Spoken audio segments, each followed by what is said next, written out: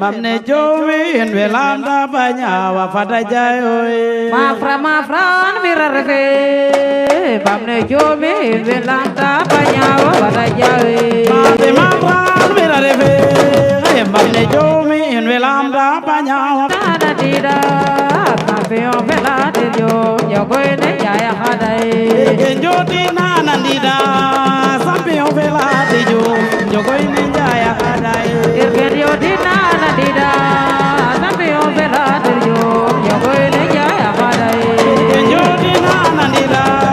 sampio velate jo yogoine jaya hadai irgerio dinana dida sampio velate jo yogoine jaya hadai jodi nana dida sampio velate jo yogoine jaya hadai irgerio dinana dida sampio velate jo yogoine jaya hadai jodi nana dida sampio velate jo yogoine jaya hadai irgerio dinana dida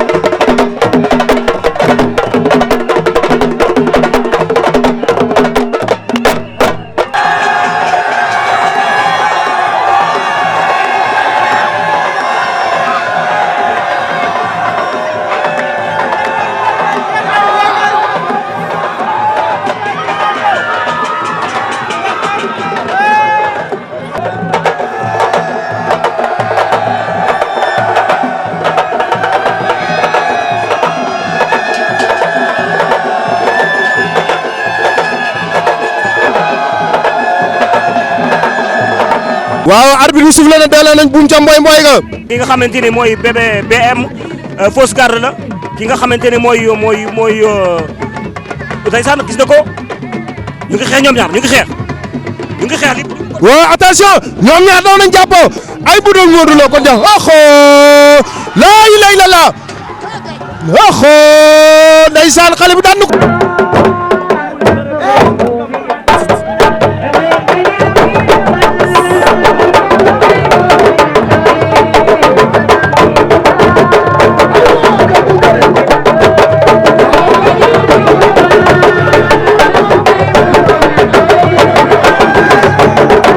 deuxième combat de la soirée arbitre bi soufflé na Ada bu Ñaañaar ak Caatu Ngéwél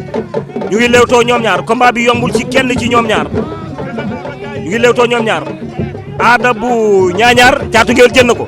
deuxième round yaakaar naa ne foofu da ngay xaw a jeexal tuuti gis nga daw na yooru jël ko ñu ngi xeex ñoom ñaar la ilaha illallah ñu ngi xeex génn sàkku yi arbitre bi soufflé waat na troisième round xale bi daw na jël na ko laa ilaaha illallaah Adama Ñanjaat daan na ko jël boobu benn werante laa ilaaha illallaah daan na ko jël bu rëy champion ñu ngi lay ziar maa lay delloo ziar Mamadou Diouf waa mais teewaay bi lan moo ko waral fii waaw teewaay bi li ko waral mooy dëkk Bawal rek doon ay doomi Bawal ne Ndakaaru di bay sun waar jaar fii jóge fi dem Ndakaaru it mu leer nañ looloo tax ñu ñëw gën a soutenir rek sunuy rakk yi xool ci ñun tey bay bëri fi buur ñu ngi lay nuyu waaw maa lay fay Mamadou Diouf waa mais buur teewaay bi lan moo ko waral fii tey waa ñun fii lañ dëkk bu ñu wootee lam ak lu ñu mën di woote dañuy teew quoi parce que ñun Bawal la ñuy tiitaroo Armée 2 laa indi tey quoi mu war a bëre ak Pambay ñu koy ñaanal yàlla may ko ndam quoi. waaw mais Tonnerre 2 lan la Tonnerre 2 gis nañu mu nekk ci ay défaite lan moo manqué Tonnerre 2 waaw li ma manqué yaakaar naa bu ma juumul defaraat nañ ko instant bi ñu ngi ci beneen yoon waaw ñu ngi ñuy proposé ay combat nag fii mu toll nii waaw am nañ ci yaakaar daal waaw mais Tonnerre bi nga xamoon di nga ko gisaat. dafa leen ñu ngi lay nuyu ñu ngi lay fay bu baax a baax a baax. waaw mais teewaay bi lan moo ko waral waaw teewaay bi xam ne dëkk fii juróo fii magee fii xam nga ginnaaw bu ñu sant yàlla julli ñoom sant suñu ñaari waajur di sant waa Bawol waa Refane yëpp ñun fi lañ juddoo fi lañ yaroo fi lañ màggee xam nga dëggee fi làmb mën a fi làmb jàng fi bëre kon c'est normal boo ko tegee lam ñëw teewe ko. sa kanam léegi lan moo ci nekk lan moo nekk ci kanamu Tapha Leer. mais xanaa ay lamb yu bëree bëri ay bëri di daan ànd ak sama staff defet moom day am lu mu lay jàngal am lu mu lay yokku. Baba ñu ngi taxaw benn champion muy Nokia jóge ci victoire boo xam ne am solo mais mbër ñu ngi lay nuyu. waaw Mamadou maa lay fay bu baax. mais lan moo waral teewaayu Nokia fii tey. waaw ginnaaw ma sant la julli soona dem sant sama ñaari waajur di sant waa Bawol gi ñëpp quoi di wax ñu jóge si tabaski bi di baal ñëpp ak di baalu ñëpp ak quoi sunu teewaay fi li ko waral mooy fi lañu dégg fi lañu juddoo fi lañu yoroo xam nga mais c'est normal bu amee lamb ñu ñëw quoi ànd ak sunuy boy. carrière gis nañu mu nekk ci ay dynamique de victoire sa secret d'abord lan la ba pare nga ñëwaat ak doole. waaw instant yi moom dañoo am fu ñu jógee bëgg am fu ñu dem daa am ci lu ñu nekkoon. sa combat bi passé arène nationale dama gis nga daan sa adversaire ba noppi def nii ne ko kaay ñu bëriwaat da nga doylu woon wala du mu fa demee noonu. non xam nga ñu lay mbëri mbapat lañ du mu bëree suñu yaram tànk combat ba dafa gaaw trop doyaloo ma la ko ñëwaatal arbitre daan na suuf la gamul sa teewaay fii lan moo ko waral. waaw man Refane dama fi bokk dama fi am turandoo Bawol dama fi am turandoo tey moo la tax a déplacé wu Tëngéej ba fii daal ñëpp. si suba ba léegi maa ngi fii waaw fajar laa départ génn suñu kër si suba ba léegi maa ngi fii xam nga kii la tudde boppam moom moo la yëg comprendre nga di nga ñaanal yàlla na ko yàlla may ndam di wax xool lamba boole la man mais mënul xaajaale avant tout dañuy baalu àdduna bi yëpp àq di baal ñëpp àq di baal waa axul lamb yëpp àq di ñaan yàlla Sénégal jàmm yàgg fi daal waaw teewaay bi dara war na ko lul prési production sunu waay la sunu xarit la bu tëggee bu dul dara sax dañoo war a teew rawatina nag mu tëgg sunu ñaari mbër muy Caatu Mbomboy ak Gamou Gueye numéro 2 ñu leen di ñaanal yàlla may leen ndam loolu moo waral sunu ay teewaay fi gis double jóge ci ñaari victoire yoo xamante ni daf ko affilé daf ko tegale lan moo nekk ci kanamu double. waaw ñuy sant yàlla rek da wax ni tamit jot na benn instant gars yi ci kaw tam ñëw ñu bëri quoi gars yi ci kaw maanaam. waaw mooy mbëri ci kaw rek xam nga gars yi boo limee mooy loolu da ngay reebatal da ngay lim mbër sax mu jàpp daf la raw wala dara mais dama xam ne temps bi ñuy toog du ñu bëri ku ci mel ni Modou Anta wala ama neex dañuy toog du ñu bëri amuñu ay combat ñun ñu ngi bëri boobu ba léegi Modou Anta ama neex nga bëgg quoi. waaw wala Yékini Junior Balla Gaye numéro 3 ak Coensi moo féetee càmmoñ ngembu Lagos bi tojtale ko benn morceau boo xamante ne morceau bu ñuul la Balla 3 moo ñëw féete ndeyjoor ngem lu weex li tojtale ko benn calcio bu nga xamante ne bu bulo la moom la jiital ñu ngi lewtoo ñoom ñaar jeudi 15 août atum 2019 jël na ko. attention laa ilaaha illa xare daw na jël na ko da koo sàcc laa ilaaha illa lii mooy aada ak cosaan muy bëre ñu jéggaanuñ ko fenn Mamadou Diouf à travers le monde entier yëpp dañuy seetaan kon yëg na ko ba kon. oxo ndeysaan xale bi da ko du yëg kott ko mu jaaxaan ñu la gis nga def année balance lan moo ko waral. lépp combat bee passé xam nga rek dama si defoon benn blessure bu xaw a garaaw quoi si loolu laa doon traité mais naas lépp jaam léegi incha allah dinaa lekk avance. lan moo doon say tànk fii sëñ Fallou Faye waaw maa ngi leen di ziar baax a baax tey suñu tànk fii moom li ko waral yomb na bu pee Cheikh Yadda ay ak suñu doom day Cheikh Anta yaakaar naa dañuy wax déplacé wu ñëw ànd ak suñu ay xarit ñëw accompagner leen taxawu leen seen bis ndax vraiment bu ñu nekkee Dakar noonu la ñuy taxawoo. lii di première fois mu ñëw Refane li mooy 4e wala 5e fois te loolu dañ ko ciy sant quoi. Prési dafa nekk sunu xarit nekk sunu doomu ndey ma rectifié drapeau bi Karim Meïssa Wade la ko tuddee comme ñun yàlla dafa dogal ñu nekkal fi Karim Wade moo tax ñu teewal ko fi waaw mais drapeau Karim Meïssa Wade la. tey bés bu mel nii ñu tey ko président Karim Meïssa Wade ba dañuy ñëw représenté ko fii vraiment ñu ànd ak moom kon vraiment bés bi tey dañ ci kontaan am ci mbégte bu baax a baax. mooy ki nga xam ne muy Karim Meïssa Wade muy drapeau bu mucc ayib ci diggante ki nga xam ne mooy Sabala moo koy bëre ak ki nga xamante ni mooy Sa Thiès président taxawal combat bu mag boobu dans quelques instants ñu jox leen rendez-vous ci kanam tuuti. Top 5 ak Assane Lagros ñoom ñaar ñu ngi léewtoo attention ñoom ñaar ngi xeex waaw songab téléphoné boo ko defee sa adversaire mu xam ko dalay kar. waaw li muy bëre dara baaxu ci moom Top 5 li muy bëre dara baaxu ci xeex bi baaxul song mi baaxul moo tax adversaire am da koy gis adversaire am ko gën a bëgg bëre bi dafa mel ni parce que itam boo ko seetoo adversaire am mooy def. xale bi xaw ci jamono attention oxo ndeysaan Top 5 yóbbu na ko Top 5. daan nag ndeysaan nañu xaar arbitre bi amul ndeysaan arbitre soufflé na kon donc Mamady dafa arbitre bi daa soufflé woon avant julli di am. replié na gën ci moom fils de Mbaye Gouy Gui ndeysaan Bébé Xoss moo teg fausse garde bi. Fils de Mbaye Gouy Gui ak Bébé Xoss Fils de Mbaye Gouy Gui ak Bébé Xoss waaw ñoom ñaar nag daal di sigg nañ taxaw ñoom ñaar waaw oxo ndeysaan jël am na. arbitre bi soufflé na 6e combat de la soirée Gamou Gueye numéro 2 ak Dégg Daaj ñu ngi lewtoo ñoom ñaar wala boog round d'observation sans déclassement moo ñu woon ginnaaw moom Dégg Daaj ndeysaan mu ngi takk benn yàq ci ginnaaw. waaw ñoom ñaar ñu ngi lewtoo mais xale bi daw na cokkaas léegi. remise na ko. waaw xale bi daa daw cokkaas génn xale bi remise ko mu génnaat. ñu ngi lewtoo ñoom ñaar.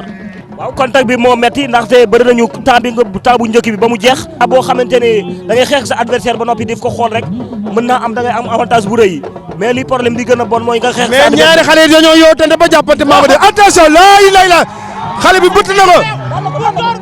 oh ndeysaan. laa ilaaha illallaah Gamou Gueye daan na ko bay waay Gamou Gueye daan na ko. fee ne yàlla may la ndam sa papa de organiser lamb tëgg la boole ci nga ànd ak sa turandoo Gamou Gueye yow lan nga yëg fi ñu toll nii. waaw loolu du ma ci def leen lu dul mu may neex trop dal maa neex billaahi oui parce que Gamou maa ko déplacé woo fii ba Tëngéej mooy loolu. 7e combat de la soirée arbitre bi constitué na ay siisam soufflé na grenade Caatu Nguy atum ñaari junni ak fukk ak juróom-ñeent jege nañu lu torop Caatu Nguy ak grenade numéro 2. attention ñoom ñaar oxo xale bi daa song di ko yóotu waaye ñoom ñaar daw nañ jàppoo grenade 2 Caatu Nguy ñoom ñaar daw nañ jàppoo grenade 2 attention xale plaqué na ko mu bañ grenade 2 Mamady xale da ko daw plaqué mu bañ. waaw daf ko daw plaqué mu bañ xam nga adversaire boo xamante ni moo la suturaloos saa boo koy plaqué te ko fàq na ko rëpp na 3 pi jógaat na la ilaha illallah bu doon noo gisee ñaari xale yi. ah Mamady lamb feeñ na ña nga def attention mbootu jolol da koy daan la ilaha illallah. 8e combat de la soirée ñu ngi xeex ñoom ñaar ndeysaan ñagas ak bébé ama bu ndangal ma ñagas jël na ko ñagas boo ngem moo ngem lu ñuul li bébé ama moo ngem lu wert li tojjale ko benn morso yu weex ñaari mbir yi mayante wuñu dara ñu ngi lewtoo ñoom ñu ngi bëre ñoom ñaar la ilaha illallah fax na ko ndax da koy daan ñagas def da koy daan la ilaha illallah arbitre bi soufflé na dund na ko ba ci kaw door na ko ci suuf arbitre bi soufflé na nañu xaar arbitre ba xam lan lay wax. ndeysaan xale bi ku daanu rus xale bi dafa wéet. waaw arbitre soufflé na Mamadou Diouf. waaw arbitre bi soufflé na 9e combat de la soirée diggante Soga Dor ak Rêve 2 waaye demul daw na jël ko ndeysaan mu ngi ci animation beeg lépp ngi jàppante ñoom ñaar ba léegi Rêve 2 ak Soga Dor. sumeeku na de loxo ba sumeeku na bëreel. waaw ndeysaan ndeysaan gis nga ko. Mamady daa mel ne arbitre bi ngi mais waaye adversaire mi ngi doon waaw arbitre signalé may arbitre ku wow arbitre wuyul de waaw nee na waaw ñoom ñaar ñu ngi bëre ñoom ñaar waaw adversaire daa mel ni yóbbu ko de attention Mamadou Diouf. waaw ndeysaan gis nga ko mu ngi koy mëne ba léegi ndeysaan mais adversaire baa ngi koy jéem a maîtriser.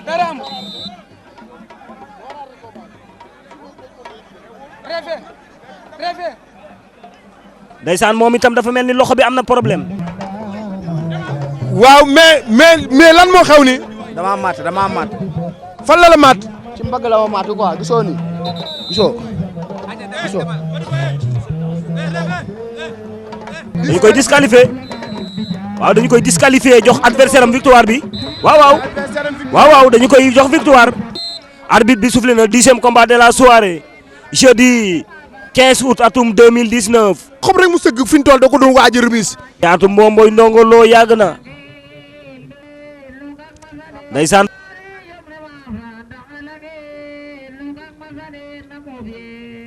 Ndongo Lo Caatu Mbomboy. mais attention laa ilaaha illallaah oxo ndeysaan xale jargalu lañ laa ilaaha illa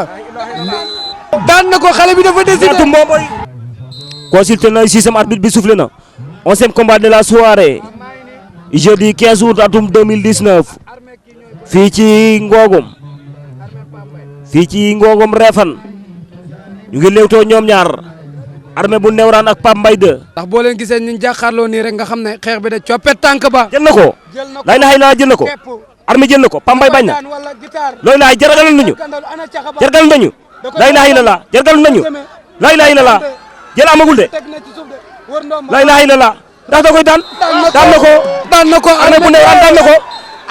na ko Armé bu Newraan daan na Caatu Ngéwél Armé daan na Pape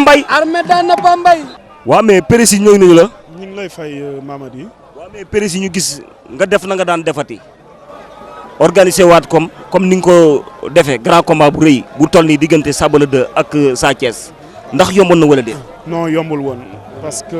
lambu Bawol surtout lambu prési ak ñi ciy bëgg a bëre ni muy bëree yombul woon mais ñi ngi balaa nuy commencé di sant yàlla bu baax di gërëm suñu ñaari waajur di sant waa Bawol